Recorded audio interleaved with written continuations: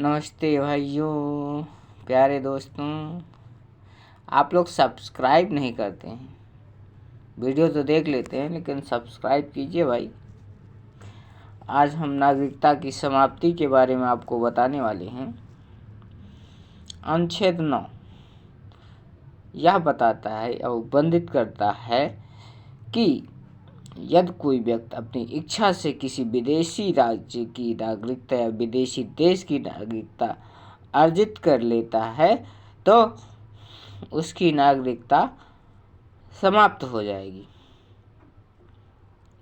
और वह अनुच्छेद 5, अनुच्छेद 6 और अनुच्छेद 8 के आधार पर नागरिकता के आधार पर नागरिकता के अधिकार का दावा नहीं कर सकता है या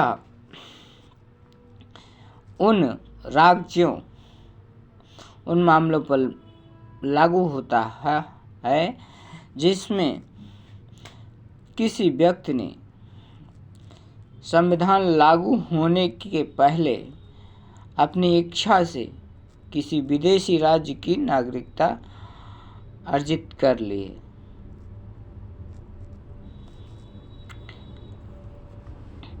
यदि ऐसी कोई नागरिकता संविधान लागू होने के बाद अर्जित की जाती है तो उसका विनियमन यानी रेगुलेशन सिटीजनशिप एक्ट 1955 के सब क्लॉज के अनुसार किया जाएगा। संविधान में इससे संबंधित संपूर्ण विधि का उल्लेख नहीं किया गया है। संविधान में दिए गए उपबंध केवल उन लोगों से संबंधित है जिन्होंने इसके पहले या प्रारंभ होने के पहले किसी विदेशी राज्य की नागरिकता प्रारंभ कर ली। संविधान लागू होने के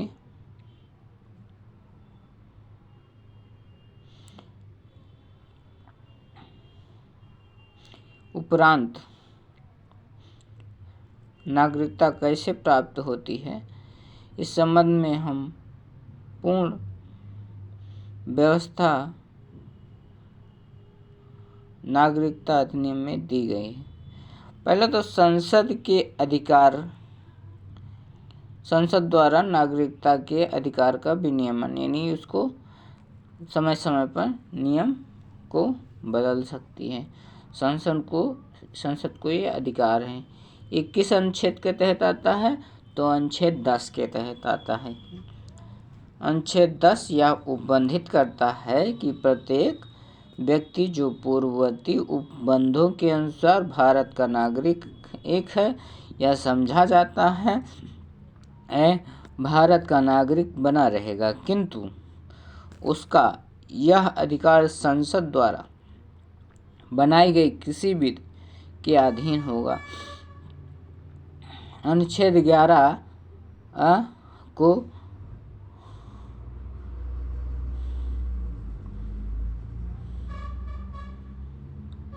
संसद की नागरिकता के अर्जन और संपत्ति या अर्जन और समाप्ति कैसे नागरिकता पाई जाती है और समाप्ति उसकी नागरिकता समाप्ति कैसे हो तथा उससे संबंधित अन्य विषयों के संबंध में विधि बनाने की शक्ति प्रदान करता है। किसको? संसद को। संविधान समझे बच्चों? इस प्रकार प्रदत्त अपने अधिकारों का प्रयोग करके संसद किसी व्यक्ति को पूर्ववर्ती उपबंधों के अनुसार प्राप्त करने के अधिकार से वंचित कर सकती। जब तक संसद ऐसी विधि पारित नहीं करती, प्रत्येक नागरिक पूर्ववर्ती उपबंधों के अनुसार, पूर्ववर्ती कानूनों के अनुसार भारत का नागरिक समझा जाएगा या समझा जाता है, वह भारत का नागरिक बना रहेगा। इस प्रकार संसद किसी व्यक्ति को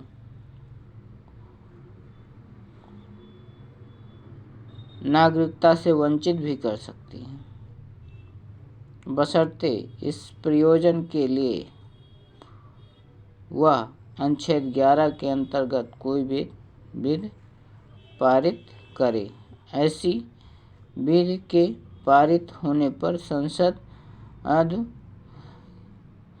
किसी व्यक्ति की नागरिकता के अधिकार से वंचित कर सकती है। इब्राहिम वजीर बनाम बम्बई राज्य।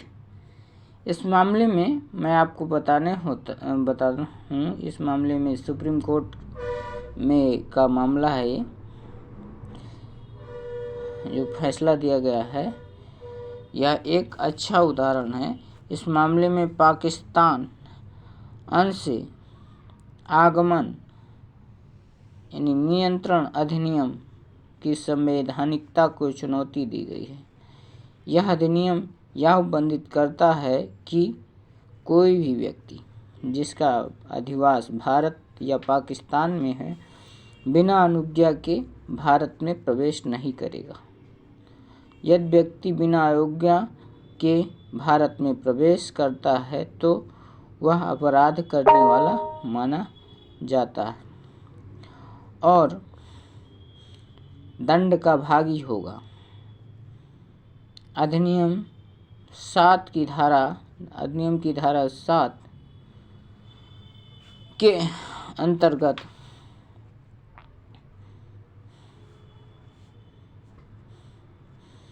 अंतर्गत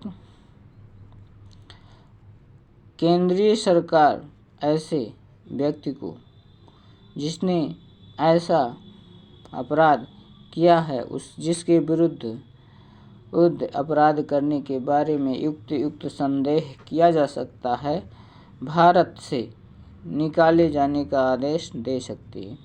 उच्चतम न्यायालय ने अब निर्धारित किया कि उक्त अधिनियम की धारा 7 संसद की विधायी शक्ति से परे है। किसी नागरिक को बलपूर्वक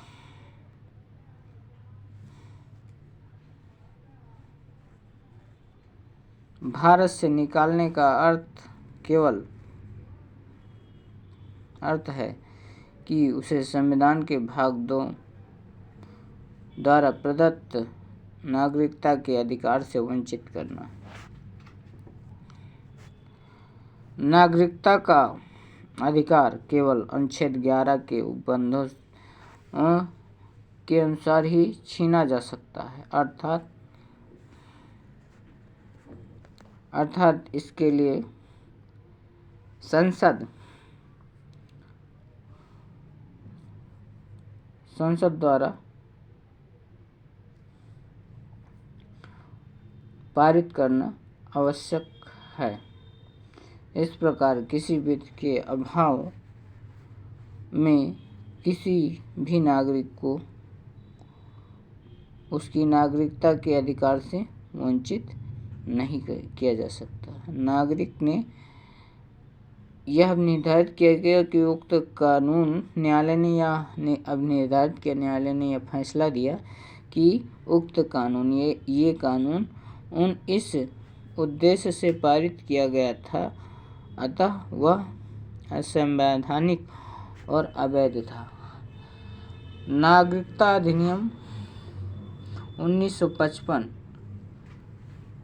के अधीन नागरिकता। जैसा कि आप जानते हैं कि भारतीय संविधान